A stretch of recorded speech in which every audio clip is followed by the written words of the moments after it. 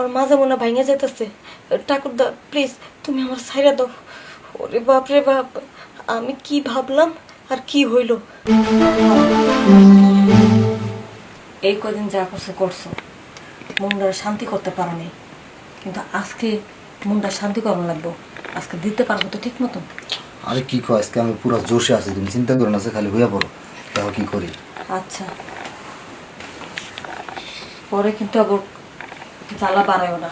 আরে জ্বালা বাড়বে না, আজকে জ্বালা খালি কম, তুমি হইয়া পড়ো। কেমন বীর পুরুষ। আর দেখো আজকে কি করি আমি।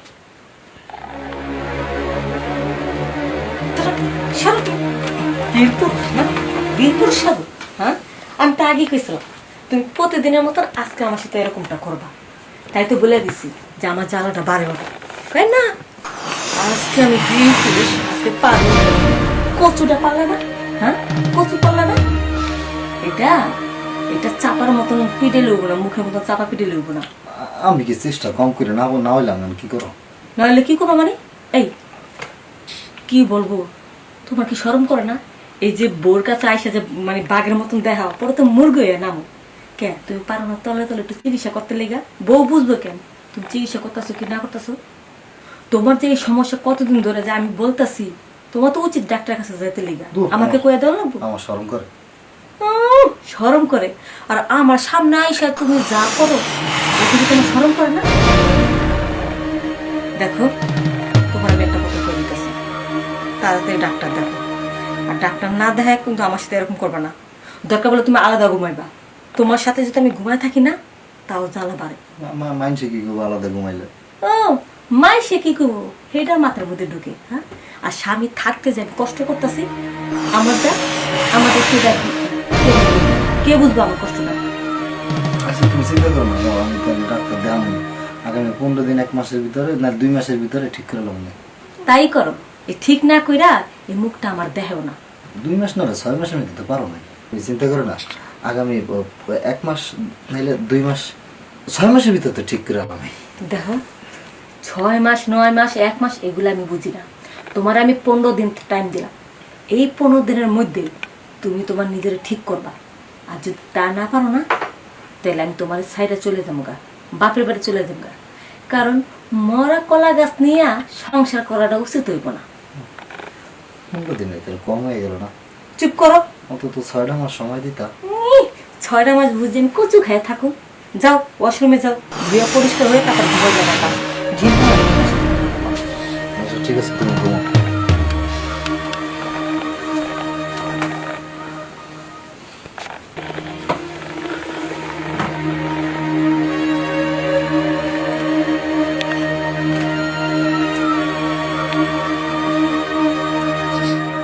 কি বললো নাতি বউ? কি বললো? এ বাড়িতে থাকবে না, 15 দিনের মধ্যে চলে যাবে। মানে ঠিক মতন ঠাপ দিতে পারতেছে না আমার নাতি। এটা কি করে সম্ভব? আমার ঠাপের জন্য, মানে আমার ঠাপের ভয়েতে অত্র এলাকার কোনো মহিলা ঘরের থেকে বের হয় নাই, আর সেই নাত বউ এই ঘরের থেকে বেরিয়ে যাবে না, এটা আমি কোনোভাবে হতে দেব না। আর আমার বাড়ির আশেপাশে যত মহিলারা ঘরের থেকে বের হয় না আমার ঠাপের ভয়তে, আর সেই বাড়ির নাত বউ নাকি চলে যাবে, মানে আমার নাতি পারে না, অক্ষম। এটা মানা যাবে না। তাই আমার 3-3টে বউ আমি কি সুন্দরভাবে রাখছি, প্রতিদিন ঠাপের সাথে ঘরের থেকে বানাই না, মাথা নিচু করে বেরোয়। আর সেই বাড়ির না বউ যদি বাড়ির থেকে চলে যায়, তাহলে তো মান সম্মানের ব্যাপার হয়, এটা টাকাইতে হবে। চাই আমার কিছু একটা করতে হবে। না ভাল লাগে না সংসারের কাজ কাম, নিখুঁজে করে সংসারের কাজ কাম কেমনে ভাল লাগবো? মনের মধ্যে সুখ নেই, শান্তি নেই। রাত গোড়া জামাই সুখ শান্তি দিব, মনটা চাঙ্গা থাকবো, ঘরের কাজ কাম করতে একবারে আনন্দের সাথে কাজ কাম করবো, কিছুই ভাল লাগে না। মনের মধ্যে ফুরফুরা নাই, কাজ কামে মন বইব কেমনে? মনে হচ্ছে সংসার কপালে লাথি মেরে থুইয়া বাপের বাড়ি জায়গা 15 দিনের সময় দিছি আমার তো 3 দিন গেল দেখি বেটা কি করে এইবার যদি ঠিক না হয় ঠিকই বাপের বাড়ি জায়গা এই মরা কলা গাছ নিয়ে শুয়ে বয়ে থাকতে পারবো না এই যে নাকবো কার সাথে কথা কও কার সাথে একা একে বক বকেতেছি একা একা বকবাগানি হবে আর বকবাগানিটা যে কিসের জন্য হচ্ছে সেটাও কিন্তু আমি জানি আজ থেকে 3 দিন আগে আমার নাতির সঙ্গে কি বলছিলাম এই বাড়ি সারিয়া তুমি চলে যাবা আমার নাতিটা কিন্তু পারে না ঠাকুরদা তুমি কও এখন আমার ভরা যৌবন এই সময় যদি স্বামীর কাছে না পাই তাহলে কেমন লাগে তোমার নাতি এসব কি শুরু করছে কত বুঝতে পেরেছি এই যে আমি শুনেছি যতটুকু আগে নাকি তোমাদের ঠাপ খাইয়া মনে করো তোমার বউগুলা পলাইছে বাপের বাড়ি এই যে তুমি 3-3টা বউ রাখছো তারা সুখ শান্তিতে আছে মিলমিশ করে থাকতেছে তুমি যদি ঠিক মতো ঠাপ না দিতে পারতা তাহলে কেউ 3-3টা বউ মিল থাকতো সুখে শান্তিতে থাকতে পারতো আরে আমি ওইটাই তো বলছি আমার মানুষের মতো ডুবাইলো কি কমু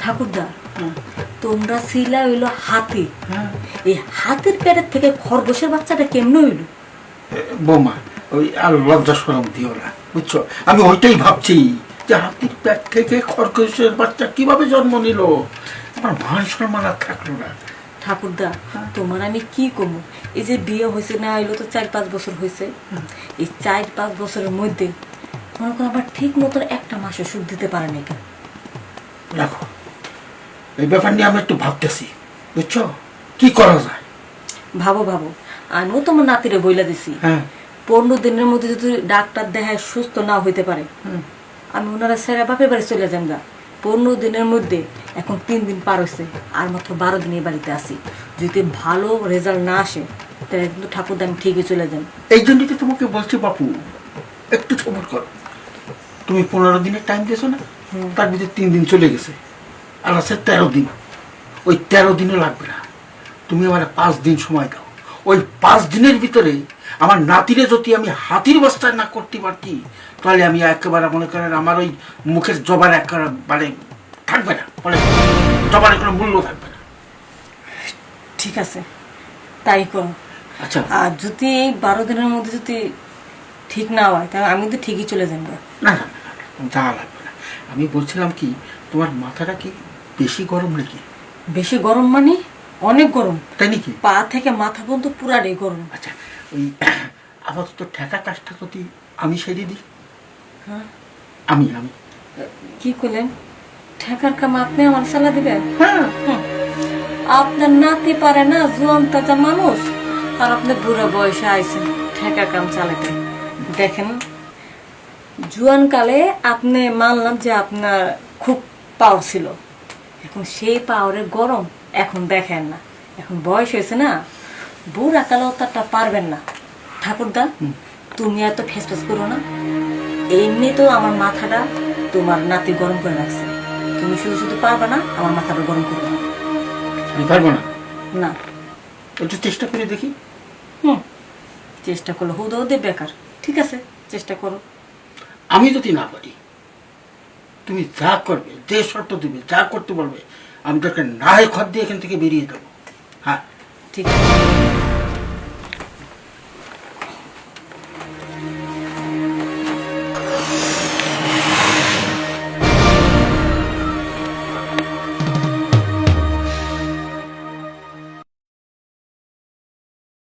ঠাকুরদা আমার মাঝে মনে ভাঙে যাইতেছে ঠাকুরদা প্লিজ তুমি আমার ছাইরা দাও ওরে বাপ রে বাপ আমি কি ভাবলাম আর কি হইল